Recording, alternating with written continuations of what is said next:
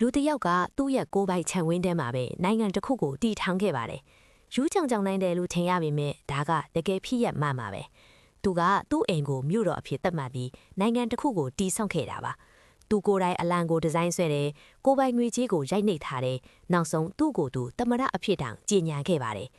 လာလေတဲ့သူတွေကဝင်ဖို့အတွက်နိုင်ငံကူးလက်မှတ် passport လိုခဲ့ပြီးနေဆက်စစ်စေးရေးဂိတောင်ရှိပါသေးတယ်။ဒီနိုင်ငံမှာခွေးလေး၄កောင်အပအဝင်နိုင်ငံသား၄လလောက်ရှိပါတယ်။ပိုပြီးစိတ်ဝင်စားဖို့ကောက်တာကဒီနိုင်ငံမှာစစ်တီ2ယောက်ထဲရှိရဲ့စစ်တပ်လည်းရှိနေတာပါပဲ။ဒီနိုင်ငံလေးကဖွံ့ဖြိုးတိုးတက်လာတဲ့တာအခုဆိုရင်နှစ်ပေါင်း40တောင်တက်တန်းရှိသွားပါပြီ။ဒါဟာကမ္ဘာပေါ်မှာစိတ်ဝင်စားဖို့အကောက်ဆုံးနိုင်ငံတွေထဲကတစ်ခုဖြစ်လာခဲ့ပါတယ်။ဒီနိုင်ငံရဲ့နာမည်ကတော့ Republic of Molossia လို့ခေါ်ပြီး United States Nevada သေးကန်တာတဲ့ထဲမှာတည်ရှိနေတာပါ။အရန်ကိုသိငယ်ပြီးတော့စစ်တေကားပဲကျဲဝင်းပါတယ်။ဒီနိုင်ငံရဲ့သမ္မတနဲ့တီထောင်သူကတော့ Kevin Polk ပဲဖြစ်ပါတယ်။ဒီနိုင်ငံကိုကမ္ဘာကဖြစ်စေအမေရိကန်ကဖြစ်စေအတိအမှပြုထားတာမျိုးတော့မရှိပါဘူး။ဒါပေမဲ့ဘယ်ဥပဒေကိုမှချိုးဖောက်တာမျိုးမရှိတဲ့အတွက်အမေရိကန်အစိုးရကလည်းသူတို့ကိုဘာအကြီးအမှုမှမလုပ်ခဲ့ပါဘူး။ဒီနိုင်ငံရဲ့အထူးဝင်ငွေကတော့စူးစမ်းကျင်ကြားတဲ့ခရီးသွားတွေစီကရရှိတာဖြစ်ပါတယ်။ရဲစရာကောင်းတာကသူတို့ဟာ1990ပြည်နှစ်ကတည်းက